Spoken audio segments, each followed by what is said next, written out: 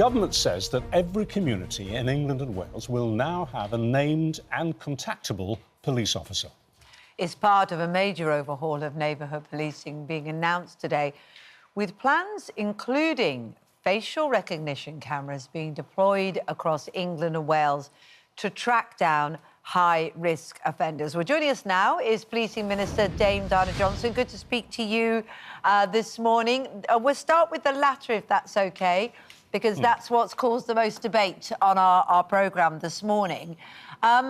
Rolling this out, I can see that police forces say it's a very effective tool, but there is genuine and significant concern about the tech and how it might be in recognising people's faces, particularly those that aren't white, and also how it's then interpreted and what it's used for.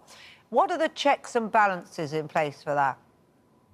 Well, good morning, and thank you for the opportunity to explain what live facial recognition actually does. And what it will actually do is it will put together a list of people, individuals who are wanted by the police for things like rape, domestic abuse, robbery, GBH, and also to check on sex offenders in the community to make sure that they're fulfilling the conditions that they have on them. I went to see this in Croydon, and it was a really effective tool for police officers to be able to use, but it was limited to that group, that watch list that they were looking for. And at the end of the deployment, that list was destroyed as well. So it's very limited in what it does. There were signs everywhere to explain what was happening. It was a live facial recognition deployment in that area of Croydon on that day. And I have to say to you, I was very impressed with the way it operated.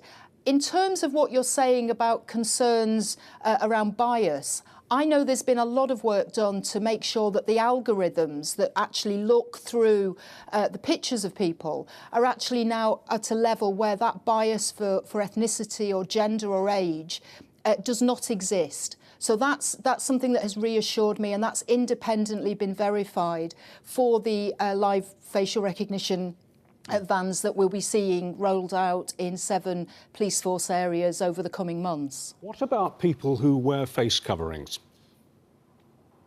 Well, people can wear face coverings and people are entitled to do that. So that obviously is one issue for live facial recognition. So absolutely. And I have to say to you that there are signs around these deployments as well. So people can choose to walk away and go down a different street if they so wish to do so. What normally happens is there's quite a lot of police in an area where there's one of these deployments. So the police will be looking for that type of behaviour as well, and to see what's actually happening in a crowd. So, but you're absolutely right. We live in a free society, people can wear face coverings, and obviously some people do for health reasons or for religious reasons. But doesn't that render it less effective? And so the argument for having it and the uncomfortable feeling that a lot of groups get for privacy and for surveillance and what you then use with the data and all of that, which you have explained, it renders it ineffective.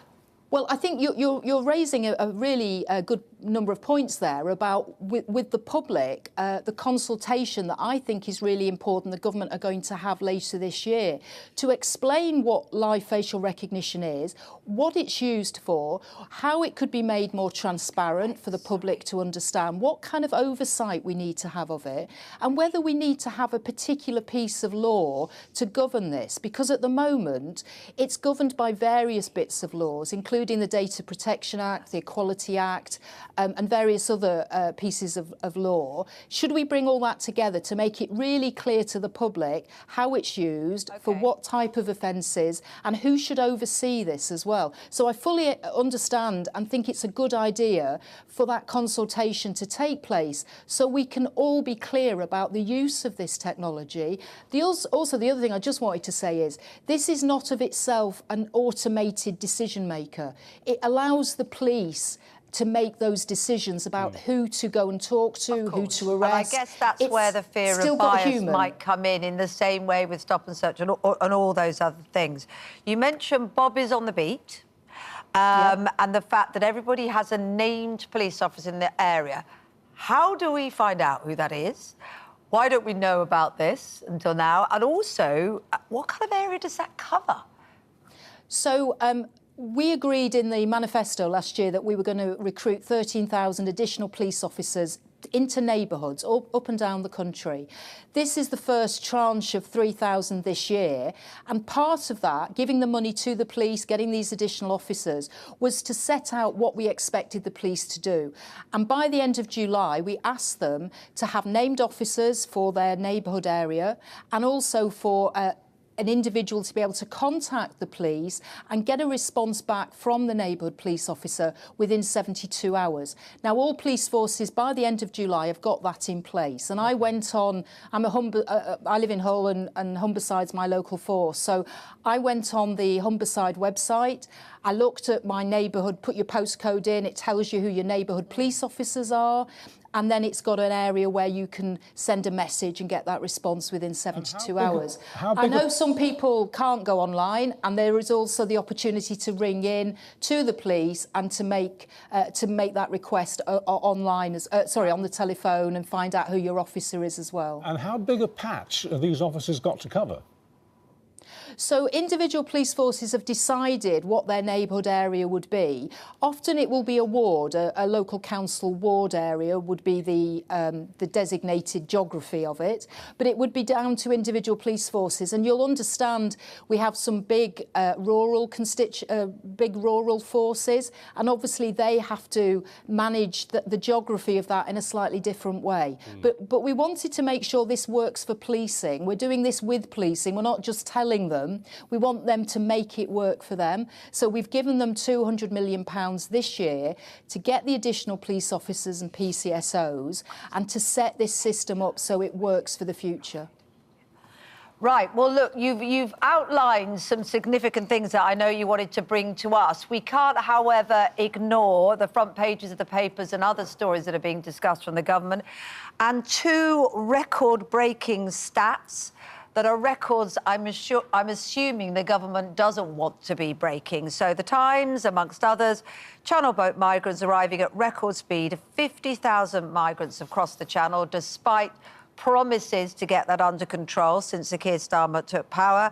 Front page of the Express, a record 8 million people on universal credit, up from July 2024 by 6.9 million. It's a failure record, isn't it, this? Well, look, we've been in power 1 year. We know we've got a major problem with the small boats. The last government had 6 years to try and tackle it. But the point is, we're talking about that 1 year, and things have got worse, not better. Sorry, yeah, no, I accept. I totally accept. This is not the headline we want. Absolutely, I accept that. And that's why we have a whole range of measures that we're introducing to actually tackle the gangs who are behind the smuggling of people in those boats. And just to say again, you know, this has been going on for 6 years. Those gangs have had 6 years to build up their networks, to really dig in. We've been in power a year. We've got a whole range of measures. I know people will be disappointed they're not seeing the results yet, but we are confident that we will be able to smash the gangs. There's good work already going on with the National Crime Agency and Border Command, bringing in new counter-terrorism powers to go after the gangs, to go after the money, the finances of those gangs. So a whole range of work that's going on. Right, as to your other point about universal credit, I just wanted to say, I totally accept we need to reform the welfare benefit system. And that's what Liz Kendall, as the Secretary of State, is doing. We want people in work. Absolutely, that's better for them and better for society. But we recognise that those people who can't work through illness or disability need to be supported and protected. Very briefly, because we're out of time, if it's got worse in the first year, we're talking about the small boat crossings, if it's got worse, when's it going to get better? Well, we're working as hard as we can to get it better, but I'm not going to fall into what the previous government did, which is said they were going to stop the boats, and that we are working, we are trying very hard to deal with the situation we've inherited. But I can't give you a precise date because, you know, that's not how it works with this. We know there are measures that are starting to pay dividends, but it will take a while. Well, those dividends aren't evident at all. The figures are going up.